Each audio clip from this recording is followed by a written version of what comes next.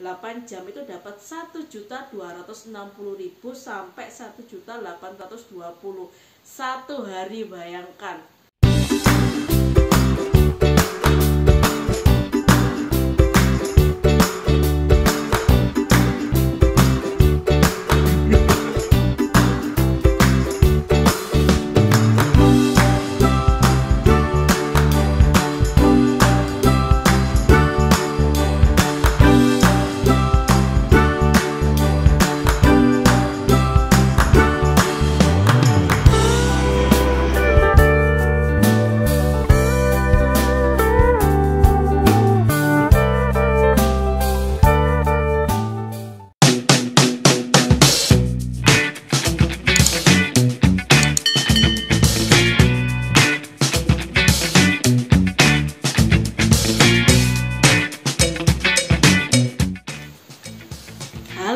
Assalamualaikum, ketemu lagi sama Rinda di channel Adek Surabaya nang Belgia. Hari ini aku mau sharing informasi ke kalian tentang berapa banyak sih gaji mahasiswa yang kerja part time di sini. Ini dalam artian di luar beasiswa, di luar tunjangan dari universitas, pokoknya kerja mahasiswa di sini banyak kerja, nggak cuma mahasiswa tapi juga para pendamping mahasiswa, kayak kadang-kadang ada suami istri, istrinya bekerja atau suaminya bekerja salah satunya, dan pendampingnya pasangannya maksudnya suami atau istrinya ada yang kuliah dan pasangannya bekerja di sini, karena anak-anak pun full time sekolahnya, jadi banyak waktu luang untuk bisa dimanfaatkan dengan bekerja. Nah, aku sudah bikin catatan-catatannya, jadi aku sambil ngerpek biar datanya lebih lebih akurat lah. Soalnya aku hitung-hitung udah aku kurskan dari euro ke rupiah juga.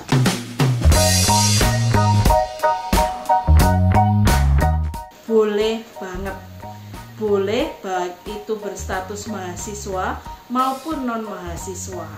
Kadang kan di sini yang kuliah suaminya, istrinya di rumah aja, nah itu bisa juga bekerja.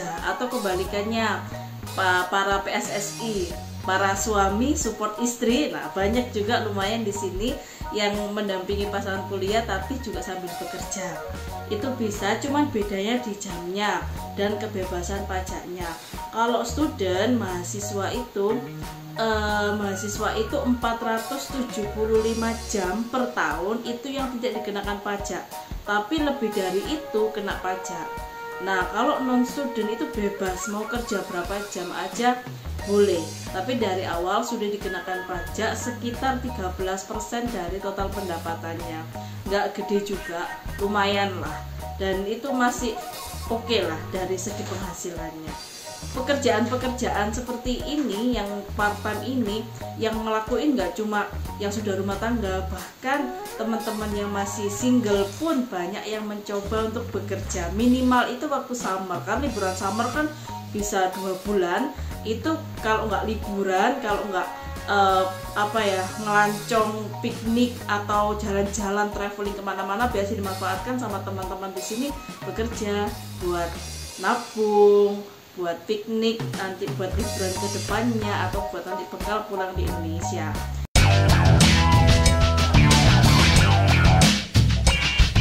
Syaratnya di sini simple banget, resident card. Ada beberapa yang minta kartu pelajar juga ada, tapi kebanyakan resident card itu cukup. Nah, resident card di sini itu wajib punya, apalagi khususnya buat yang pegang visa long stay atau visa D. Ini visa D itu kayak termasuk yang ya family reunion visa atau visa visa pelajar, dan itu durasinya lama. Begitu dapat visa dari kedutaan, biasanya sampai sini tuh langsung dilaporkan ke pemerintah setempat, bisa online maupun offline. Kalau zamanku saat datangnya pandemi tahun lalu, jadi via online semuanya. Dan karena aku datang bulan September, resident card-nya tuh jadi sekitar Desember. Jadi 3 bulanan lah relatifnya di situ.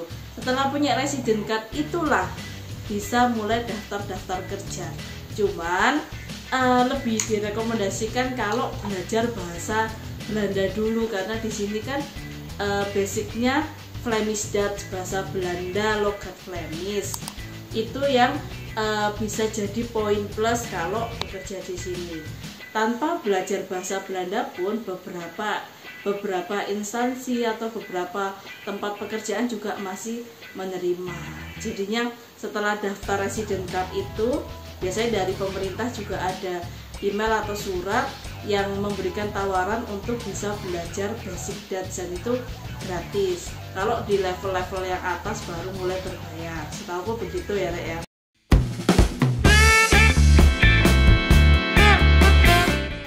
Kemudian macam-macamnya, ini macam-macam kerja yang aku share di sini yang aku tahu, setauku yang pernah aku coba-coba apply atau aku pernah kerja di dalamnya, atau teman-temanku ada di situ, ada pernah teman-temanku yang bekerja di bidang itu. Jadi aku infonya tahunya tuh beneran nggak cuma berbekal searching atau browsing, tapi bener-bener aku tahu pekerjaannya seperti apa. Yang pertama cleaning, beberes, bersih-bersih. Nah ini aku kerja di sektor ini, gajinya lumayan, alhamdulillah. Nggak sebesar yang di industri, tapi menurutku masih cukup banget. Di cleaning ini bisa formal, bisa informal. Kalau formal tuh ada agentnya sebenarnya, atau kalau nggak gitu kadang ya diperbantukan kayak di rumah tangga, di rumah-rumah orang sini, temen atau yang membutuhkan, itu bisa untuk beberes, bersih-bersih gitu sesuai dengan request yang punya rumah. Dan bayarannya per jam. Di sini semua pekerjaan bayarannya per jam, ngitungnya bukan harian, tapi lebih ke jam-jaman. Apalagi borongan, belum tahu sih aku di sini seborongan. Kalau di Indonesia kan masih banyak. Kemudian yang kedua itu selain cleaning ada resto atau toko. Nah resto di sini lumayan yang student yang kerja. Kayak aku biasanya ke Korean Mart, ke Sentrum, ke pusat kotanya itu beberapa yang pegawai yang kayak jualan wafelnya, atau kayak waiters di restorannya, atau yang bantu-bantu di resto, itu masih mahasiswa.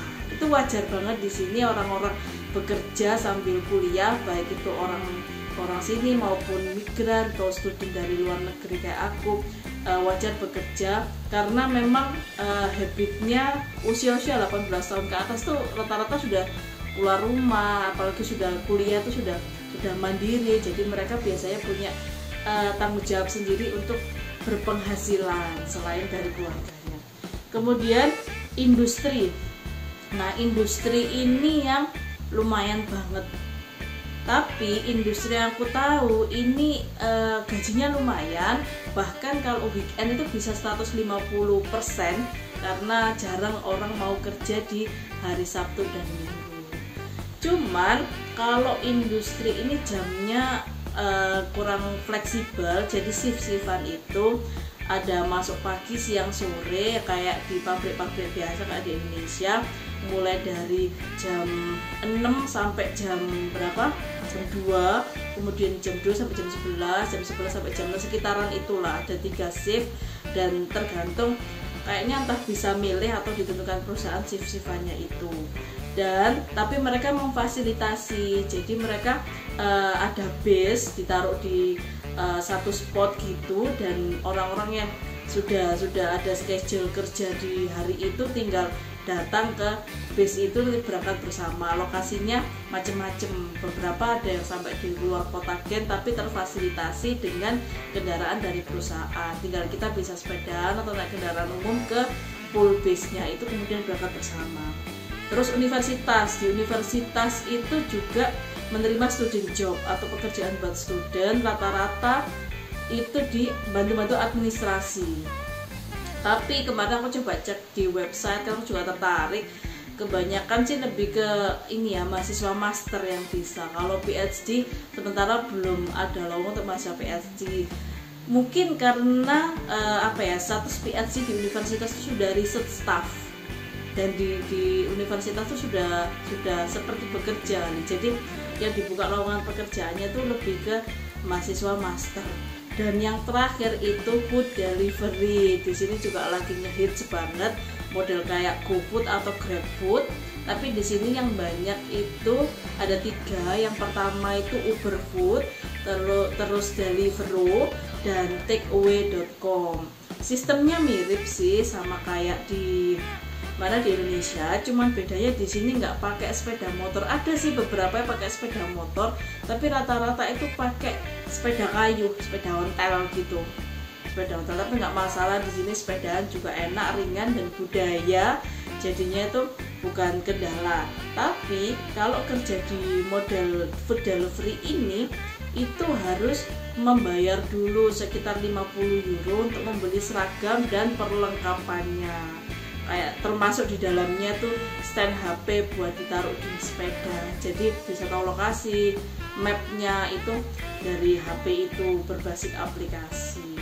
Itu jadi beberapa pekerjaan yang bisa menjadi opsi kalau ingin kuliah sambil bekerja atau mendampingi pasangan yang lagi kuliah. Bisa jadi kegiatan yang menghasilkan pundi-pundi.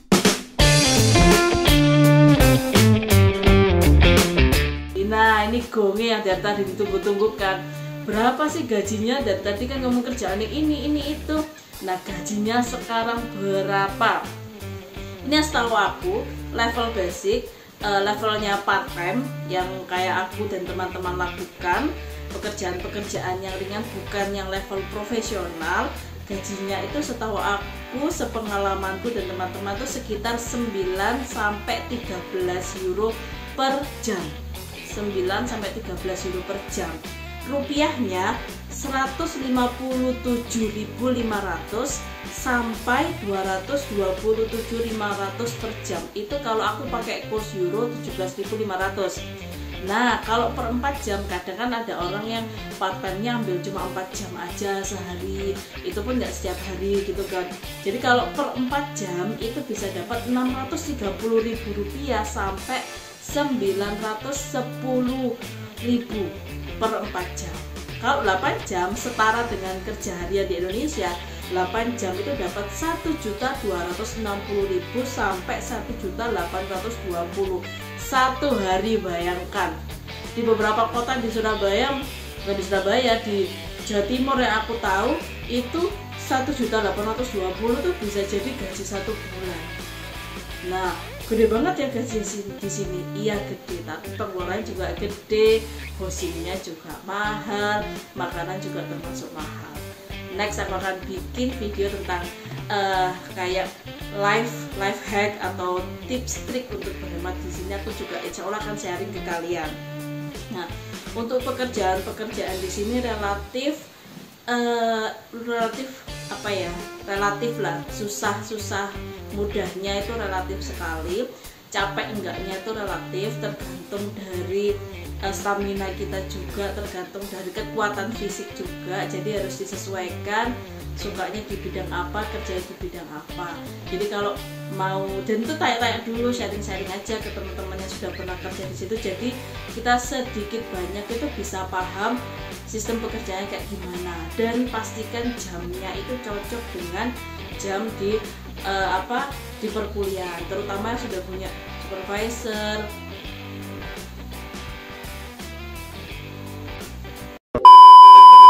Nah, ini kalau di pekerjaan itu ada jamnya yang fleksibel, ada yang nggak fleksibel. Nah, itu meskipun yang nggak fleksibel itu biasanya bisa janjian atau request. Tapi kalaupun jamnya itu nggak fleksibel, ada di antara waktu-waktu kuliah, mending kayak berdiskusi dulu kayak sama supervisor, sama pasangan.